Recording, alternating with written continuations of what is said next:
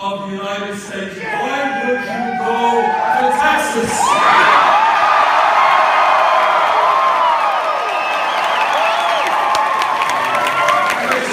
Don't you know that Texas has conservative Republican governors, 2 Republican senators, a Republican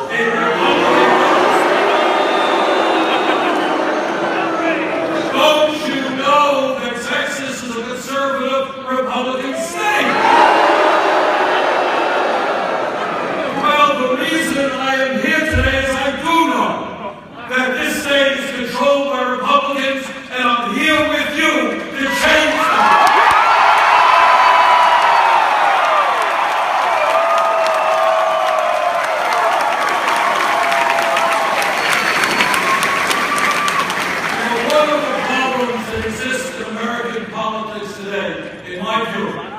Is the Democratic Party has conceded half of the states in this country at the national level.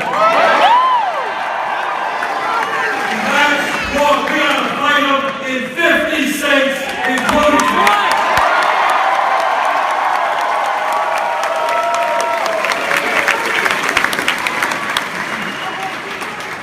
I am here to say that when childhood poverty in Texas is 26%, we've got to take them on.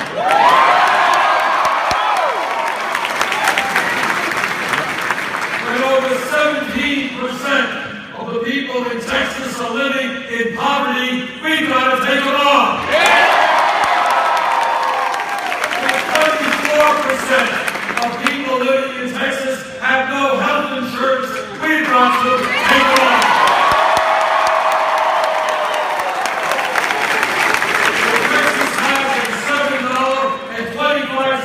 Minimum wage, we all going to take them on.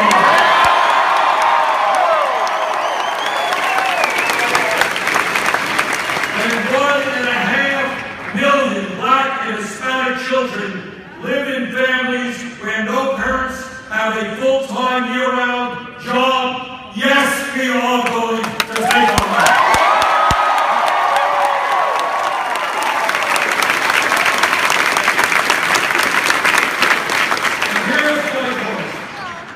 If we are serious about changing America, we can't just do it in blue states. When working people are struggling to keep their heads above water to get some health insurance, we got a 50-state strategy that we're going to implement.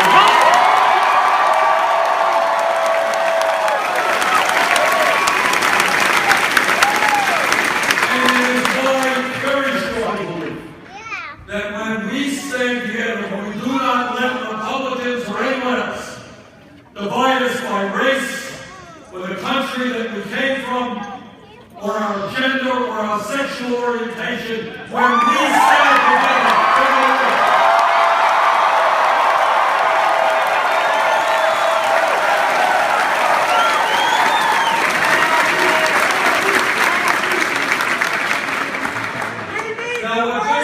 what this campaign is fundamentally about.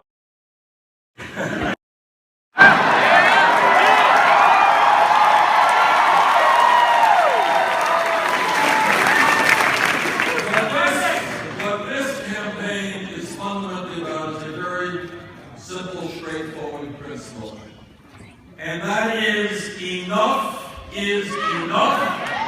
This great country and our government belong to all of the people and not just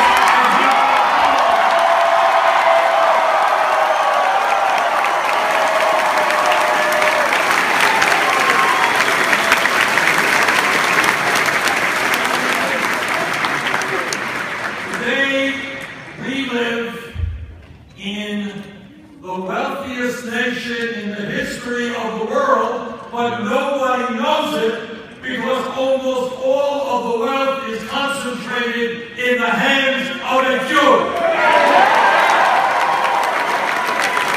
And together, you and I are going to change that.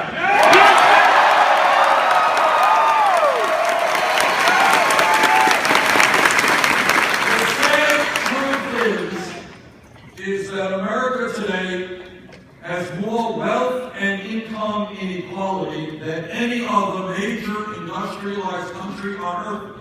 And it is worse here right now than at any time since 1928.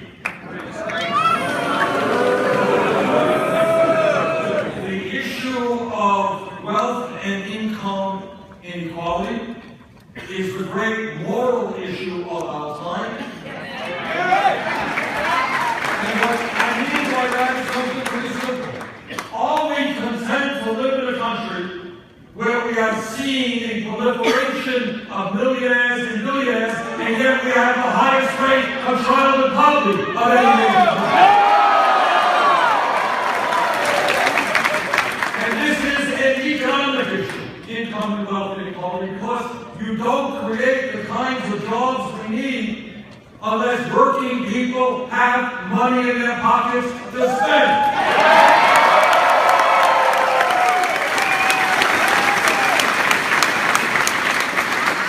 So let me be as clear as I can be. There is something profoundly wrong when the top 1/10 of 1% owns almost as much wealth as the bottom 90%. There is something profoundly wrong when 58% of all new income is going to the top 1%. There is something profoundly wrong when one family, the owners of Walmart, own more wealth than the bottom 130 million Americans. This is a rigged economy. This has got to change.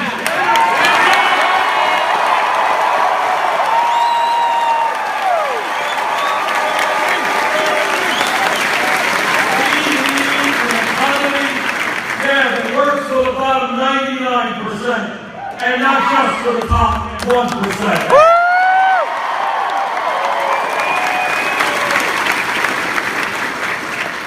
This campaign is sending a loud and clear message to the billionaire class. And that is, you can't have it all.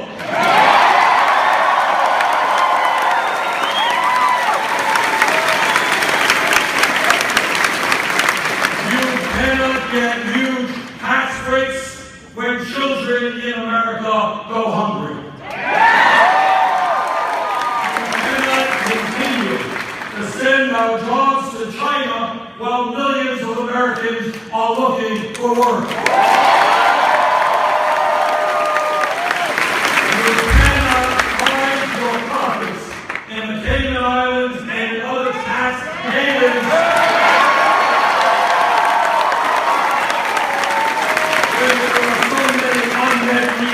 In this country. And what we are saying, and here is the message to the billionaire class, your greed has got to end. Your greed is destroying America, and we are going to end your greed.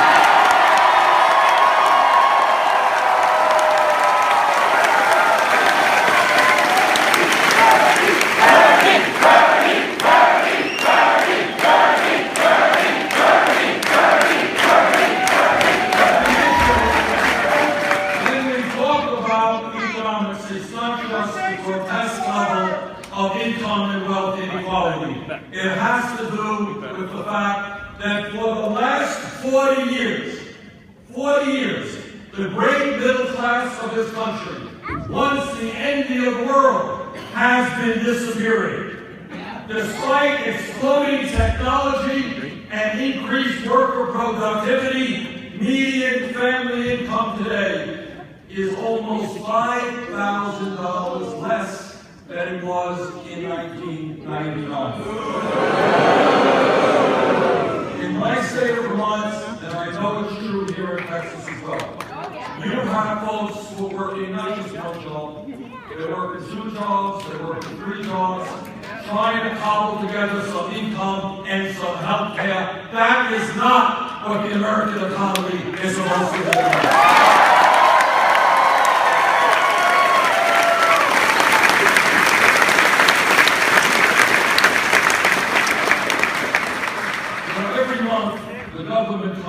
out with a report on unemployment, on official unemployment.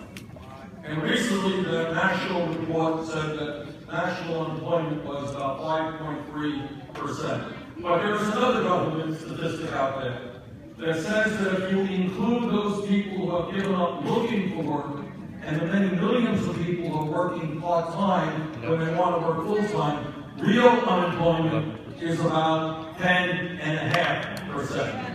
Let me tell you something that we almost never discuss. You know, one of the fun things about running for president of the United States is we can bring issues onto the table that we don't talk about. And let me tell you one thing. One of them is the tragically high rate of youth unemployment. Almost nobody is talking about it. Here are the facts. A study came out a couple of weeks ago from the Economic Policy Institute, one of the really good think tanks in Washington. This is what they said. They said for kids who have graduated high school, not gone to college, graduated high school, if those kids are between 17 and 20 and they are white, youth unemployment is 33%. If they are Hispanic, youth unemployment is 36%. If they are African American, youth unemployment is 51%.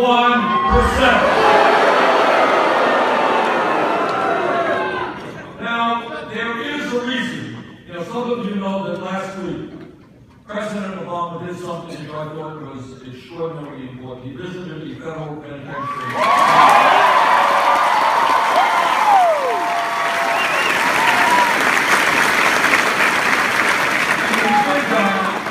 To highlight a couple of very, very important points that we need to put on the table. And the first point is that in our country, we have more people in jail than any other country on earth, including China. And the second point that he made is that a disproportionate number of those people in jail are Black, Hispanic, and other minorities.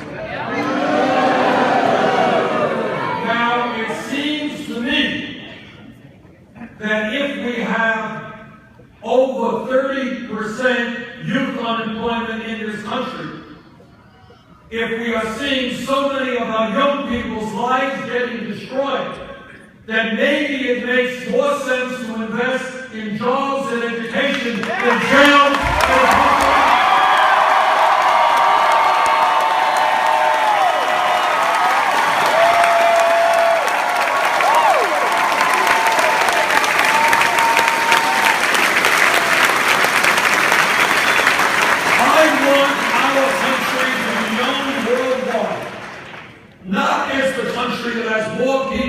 in jail than any other, but the best educated. That's right.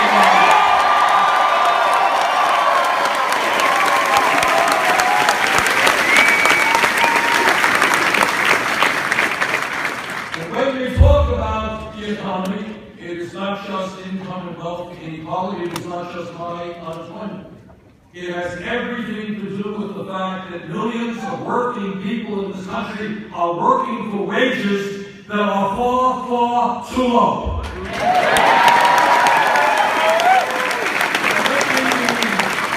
As clear as I can be and tell you that in my view, the national minimum wage of $7.25 an hour is a starvation wage and must be raised.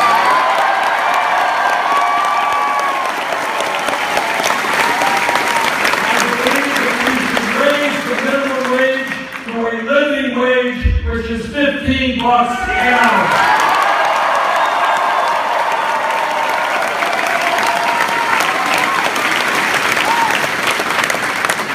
I do not believe that it is a radical idea, a socialistic idea, to say that if somebody works 40 hours a week, that person should not be living in poverty.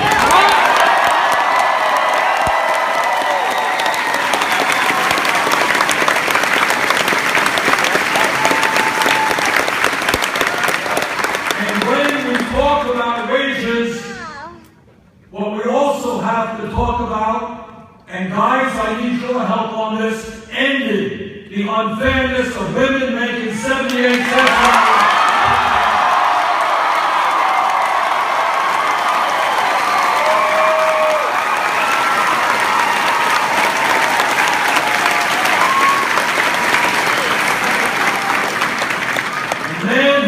Stand by the women and make sure we pay for the women.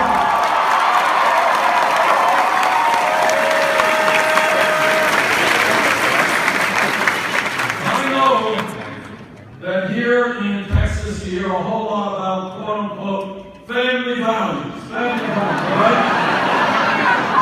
Let me say a word or two about Republican family values.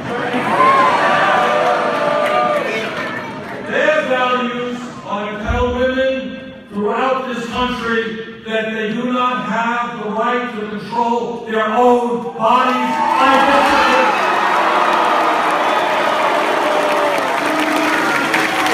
Their view is to tell women that they cannot even purchase the contraceptives they need. I disagree.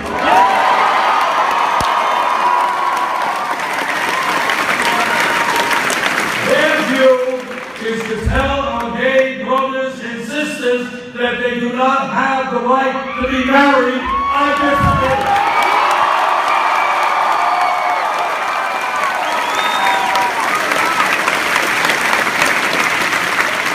Well, let me take a moment to tell you about real family values, values that strengthen families. And that is the need for us to end the international embarrassment of being the only major country on earth that does not guarantee family and medical leave for our people.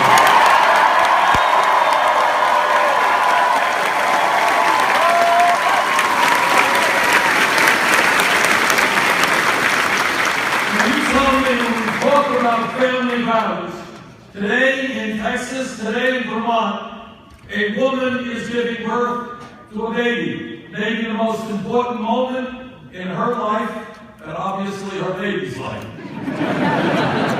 Big day for the baby. And here's what goes on in there. If that family, that mom and dad have money, mother and dad can stay home with their baby, bond with their baby, get to love their baby, get to know their baby for weeks and months. And that's the way it should be. But if that mother here in Texas or in Vermont does not have adequate income, that mother may have to go back to work in 4 days, 6 days, 7 days. That is not a family value.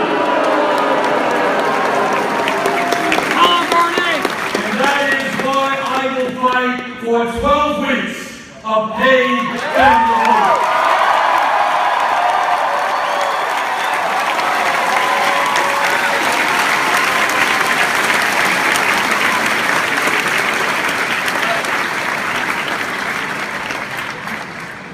A few weeks ago, Jeb Bush said,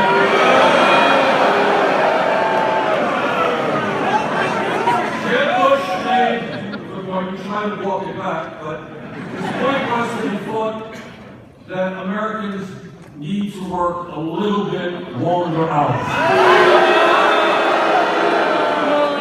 Now, let me respectfully tell Governor Bush that the American people today, sadly, because of the collapse of the American middle class, are working longer hours than are the people of any other major country on earth.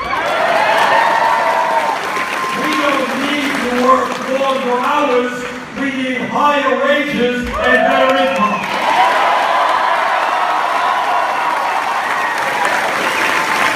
And here's the truth. This is really amazing. It kind of tells you where we are as an economy. You know, you remember reading in your textbooks, literally 100 years ago, in the early 1900s, workers demonstrated, and they held up placards, and they said, we want a 40-hour work week. We are not beasts of burden. We want leisure time. We want to be with our families. We want to get an education. We don't want to work all the time. Well, 100 years have come and gone. And today, 85% of working men, 66% of working women are working longer than 40 hours a week. And at the very least, what we have got to do is make sure that every worker in this country has paid vacation time.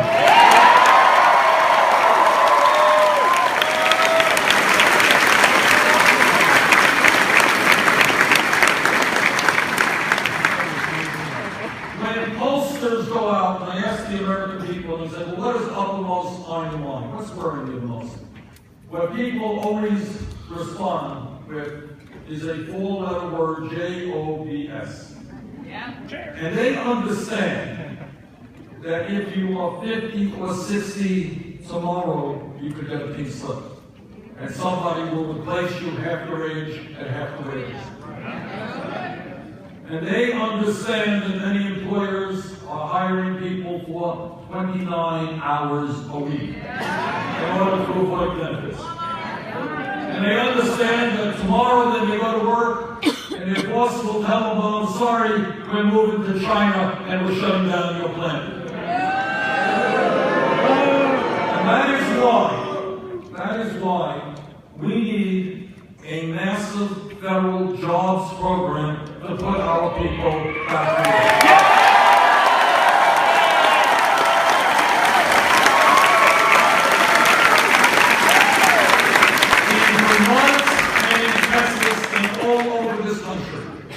We have bridges and roads and water systems and wastewater plants and a rail system that is falling apart. And that is why I have introduced legislation and will make it happen if I'm president to spend $1 trillion rebuilding our permanent.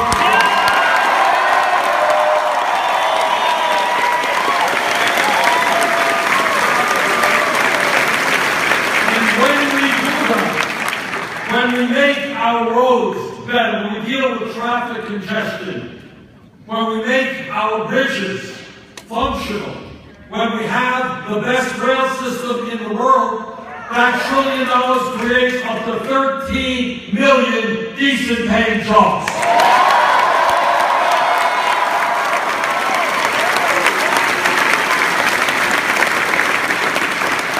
And when we talk about jobs, our goal is not just to create jobs, it is to prevent jobs from being lost.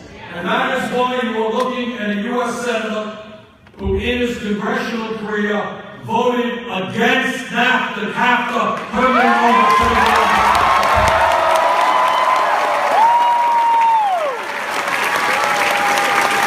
And while I am helping to lead the opposition to this TPP program.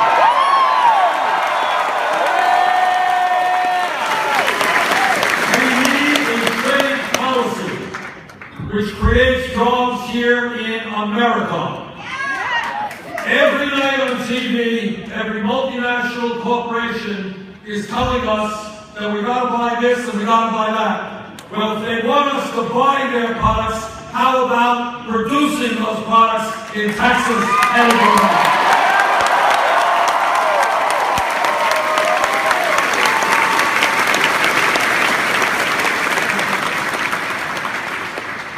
When we use words like illegality, greed, recklessness, these are just some of the words we use to describe Wall Street.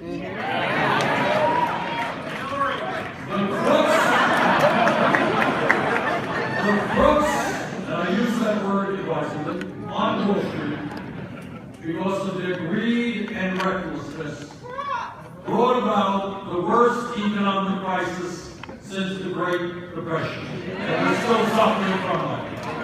Their greed and illegal behavior resulted in millions of Americans losing their jobs, their homes, and their life savings.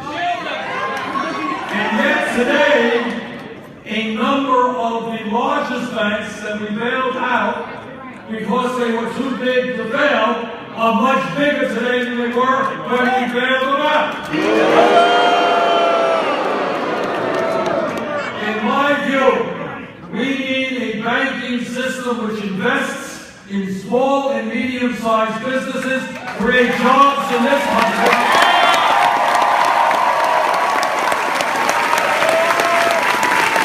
and not just make Wall Street even richer than they are today. And that is why I believe, number one, we've got to bring back Glass-Steagall regulation.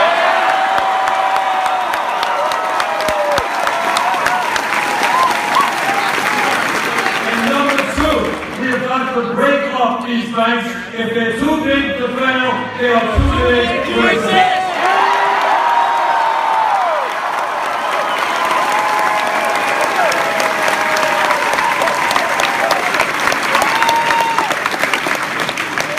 Let me touch, there are so many important issues out there, but let me touch on one that really impacts every other issue. And that is the disastrous Supreme Court decision on citizens' union.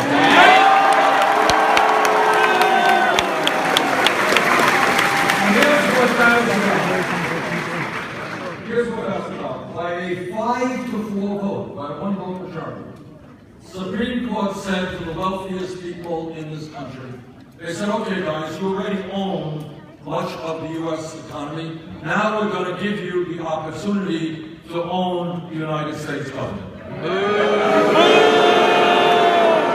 That's exactly what they said, and that's exactly what is happening right now. You have, and I want you to appreciate where we are at on this and how significant this is. You have one family, the extreme right-wing Koch brothers.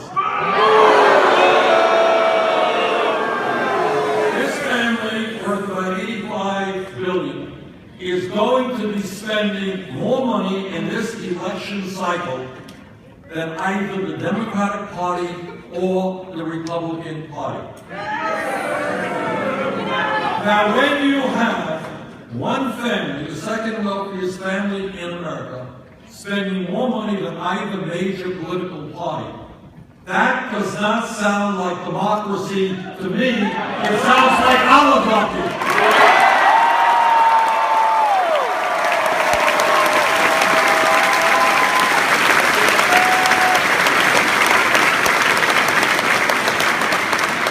I have not made many campaign promises during this campaign, but here's one I have made, and that is any nominee of mine to the U.S. Supreme Court is, in fact, going to have to pass a litmus test. And that litmus test is that he or she will vote to overturn citizenship.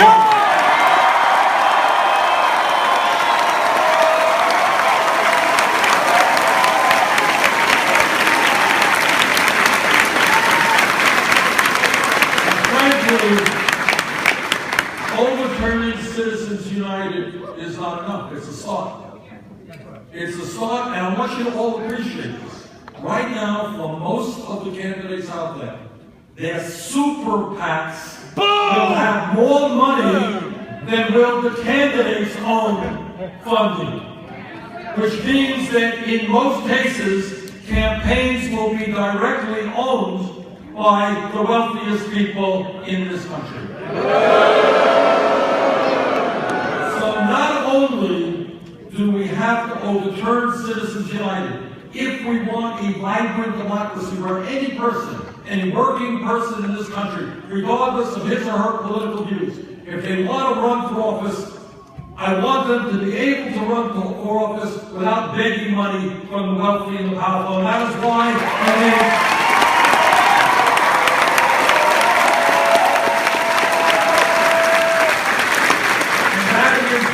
we need public funding of elections.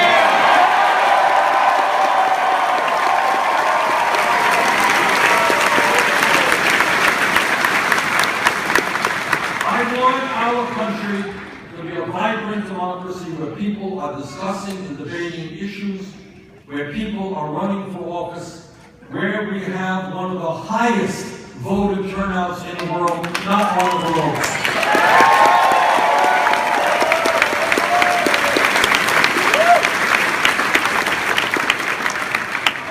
Let me say a word about education. We live in a highly competitive global economy. And if we are going to succeed economically as a nation, we need to have the best educated workforce in the world. And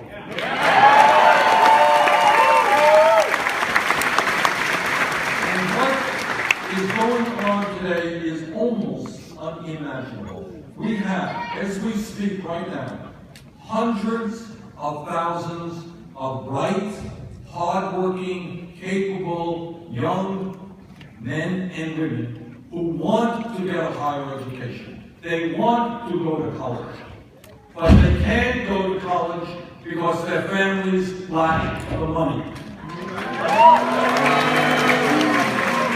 Now that is wrong in two respects.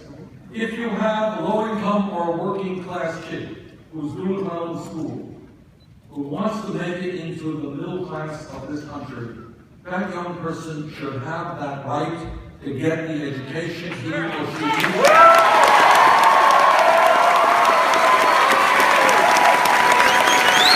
It should not be pulling out the ladder under them as they struggle to live productive lives.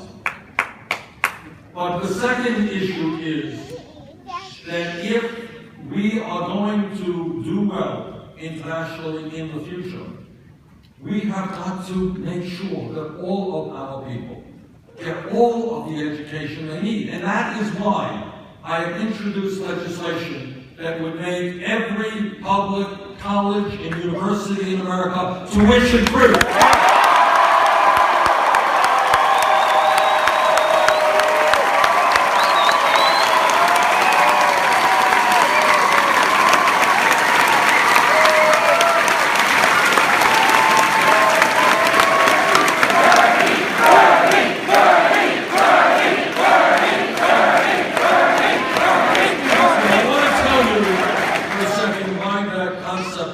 Do we have any teachers here in the room? And I think the teachers would concur with me in saying that we have kids in the 4th grade and the 6th grade. And these kids grow up in a family where mom and dad never went to college. Their friends' parents never went to college. Few people in the community ever went to college. And they believe that no matter how hard they work, they're never going to be able to make it to college, and maybe they won't even be able to graduate high school. And what I want all over this country is for kids in the 3rd grade and the 5th grade to understand that if they work hard in school, they will be able to get a college education.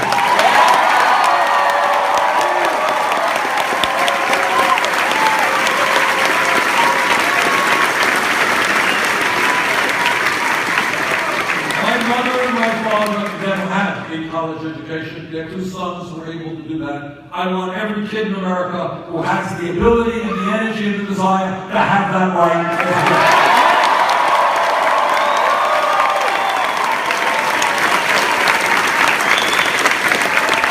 But when we talk about the financing of higher education, there is another issue equally important, and that is we have millions of Americans, including some I'm sure in this room, who are carrying unconscionably high rates of student debt.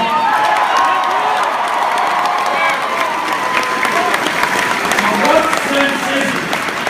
what sense is it that people graduate college $40,000, $50,000, $60,000 in debt and end up paying 20-25% of their income paying back that debt?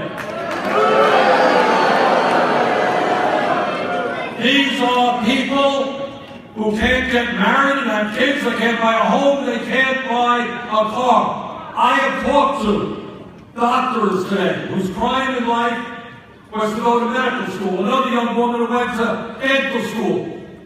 got out of dental school $400,000 in debt. And that is why my legislation will significantly lower interest rates on student debt.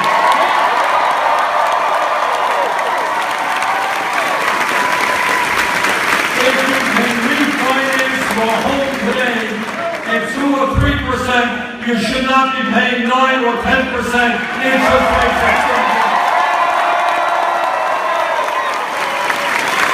And furthermore, the United States government should not be profiteering, making billions of dollars.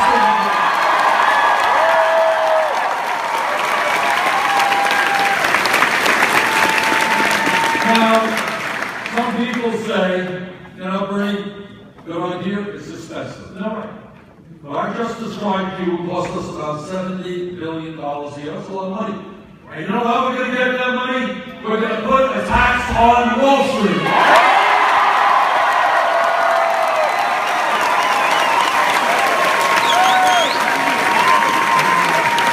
When Wall Street collapsed, the American people bailed them out. Now it's their turn.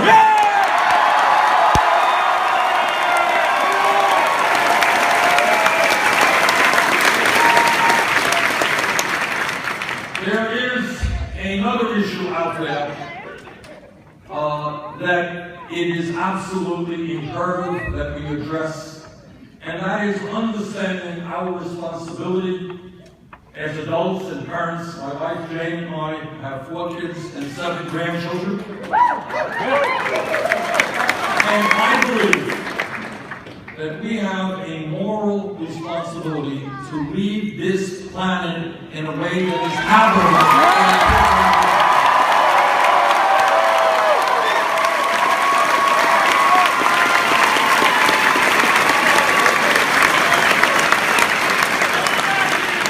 Now, I understand that many Republicans don't believe that climate change is real.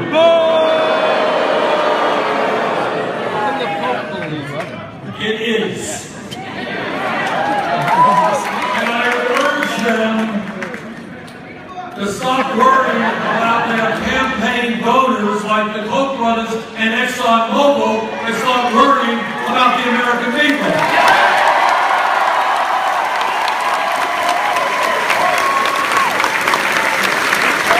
What the scientific community has said is climate change is real, caused by human activity, and is already causing devastating problems in America. Take a look at California and water. Take a look at Pakistan and the heat wave. And what the scientists tell us is that if we do not take a short window of opportunity, this planet Earth could be between 5 degrees and 10 degrees warmer by the end of this century. And what that means is more droughts, more floods, more extreme weather disturbances, more rising sea levels, more acidification of the ocean. And what the CIA and the Department of Defense tell us is that when around the world people don't have enough water, when they don't have the kind of land they need to grow their crops, there will be an increased level of international conflict. We have the capabilities, we have the technology to lead the world in transforming our energy system.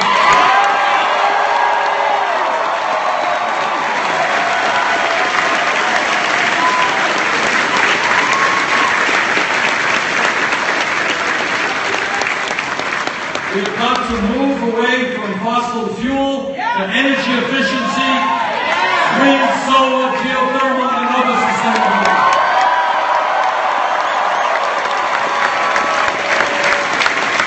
And I do understand, speaking here in Texas, a fossil fuel state, that there are people who are worried about their jobs, and that's a legitimate concern. And any serious climate change legislation has got to be clear that we are going to protect those workers who lose their jobs.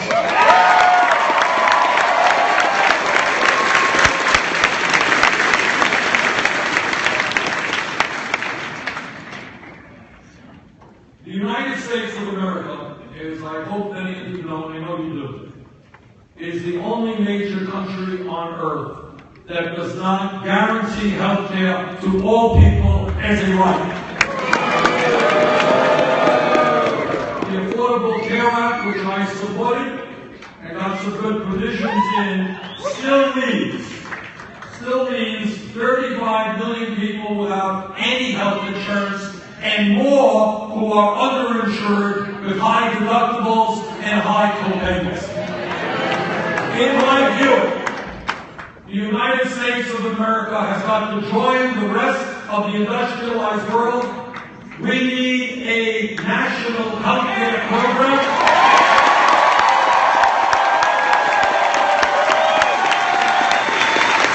We need a Medicare for all single-payer program.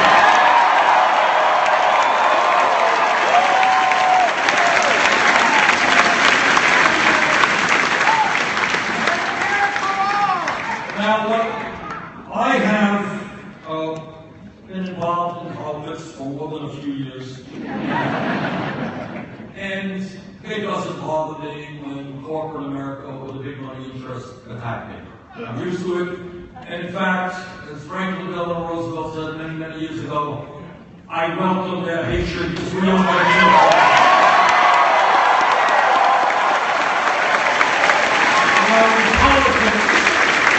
Politics is not very complicated. Basically, you have to decide which side are you on. Remember that song, Which Side Are You On? Well, I will stand with working people, and I'm prepared to take on the building.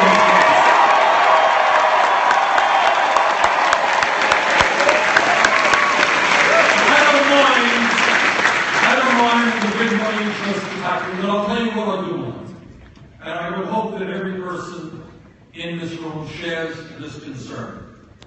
In Texas, in Vermont, and all over this country, you have working people who are working longer hours for low wages.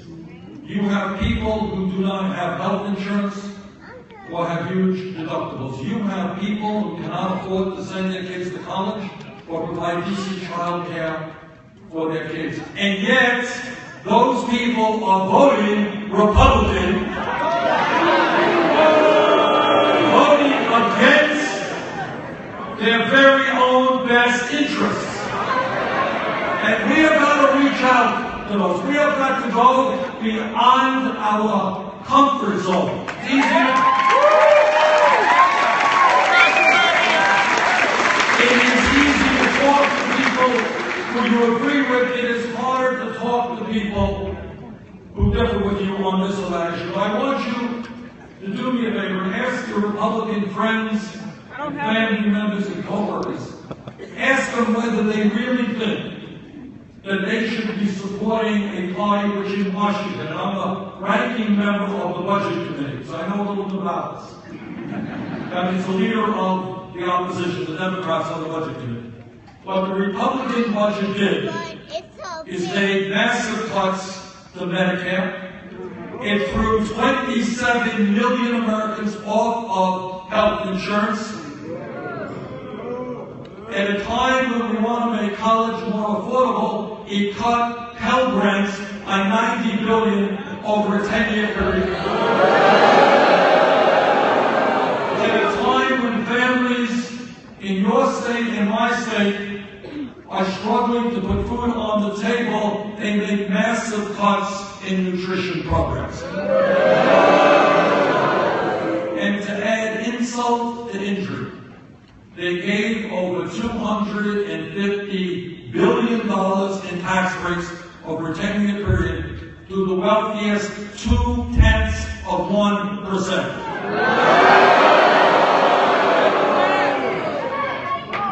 I would like you to go to your Republican friends and family members and ask them whether they think that makes sense, whether they think that that set of policies of people who want to cut Social Security, who want to cut Medicare, who want to cut Medicaid, who want to cut or destroy the Environmental Protection Agency, whether that makes sense for their kids and their parents. And that's why I'm here in Texas today. to say that we have got to take on that ideology.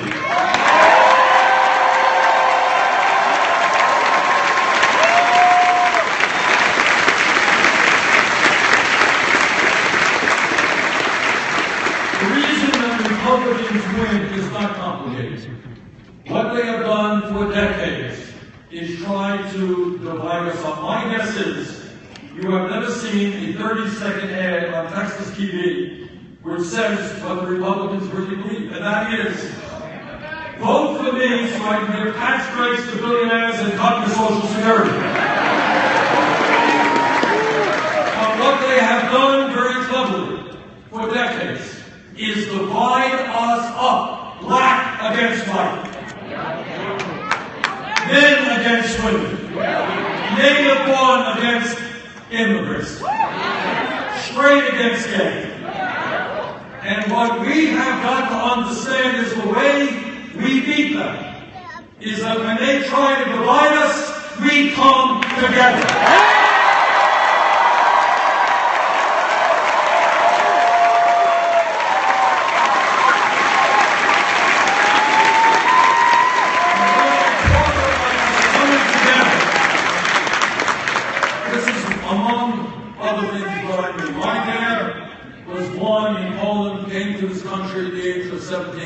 I am the son of an immigrant, and I know a little bit about immigrants' life. Came to this country at 17, had a nickel in his pocket, couldn't speak a word of English.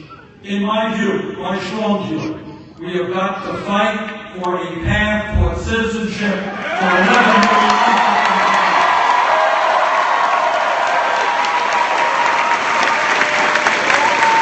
We have got to bring families together, not divide them.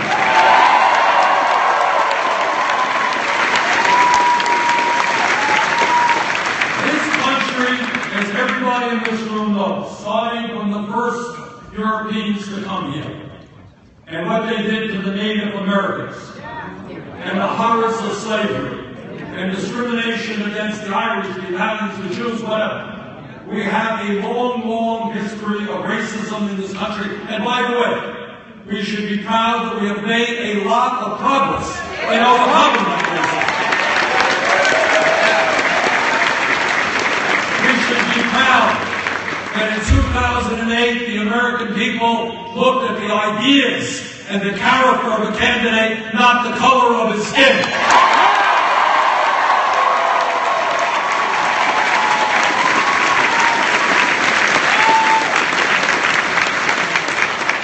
But we should also be aware and knowledgeable that sadly racism continues to exist in this country. We have made progress, and I'm proud of that. You're proud of that. But when we look at names like Sandra Bland,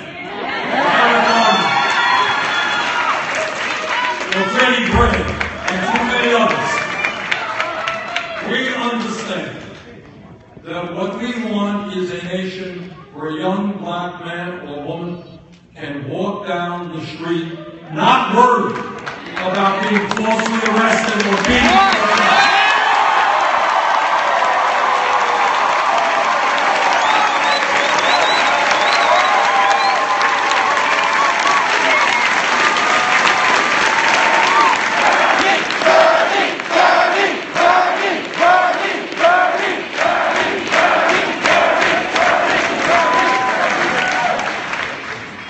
Let me conclude by saying this. This is, as I mentioned earlier, the wealthiest country in the history of the world. And that means that our job is not to think small, but to think big. That means that we should not be debating whether we cut education by 2% or 4%, or throwing this many millions of people off of health care or that many people off of health care. What that means is we have got to think about the kind of beautiful country that we want us to become. And that is a country where all of our people have jobs at decent wages. A country in which health care is not a privilege but a right. A country in which when a mom or dad goes to work, they know that their kids, their babies, their little ones, are being taken care of in the highest quality pre-K and child care programs in the world.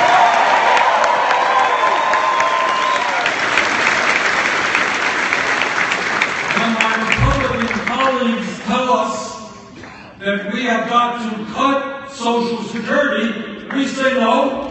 You're not going to cut Social Security, we're going to expand Social Security.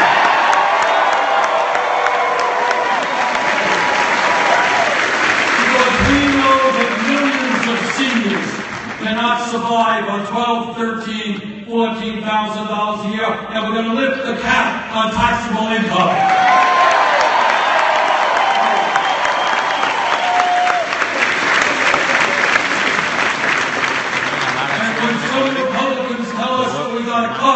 Veterans benefits, we say you're not going to balance the budget on the backs of the men and women who put their lives on the line for veterans.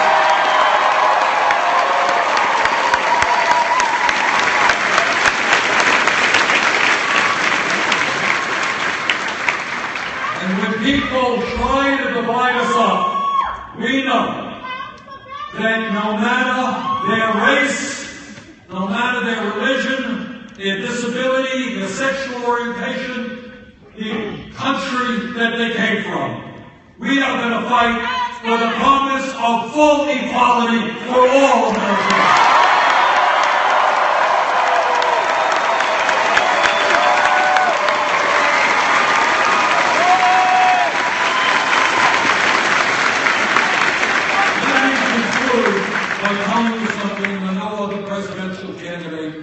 Will tell you.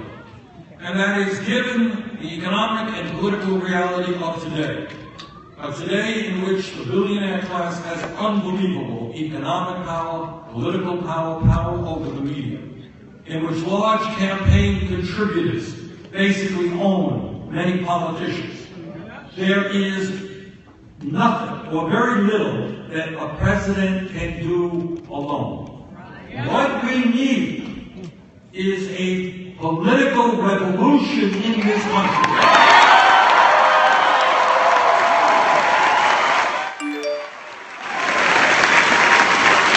And that means that millions of us come together to reclaim our birthright, our government, and our nation. I can't do it alone, you can't do it alone. We have got to come together.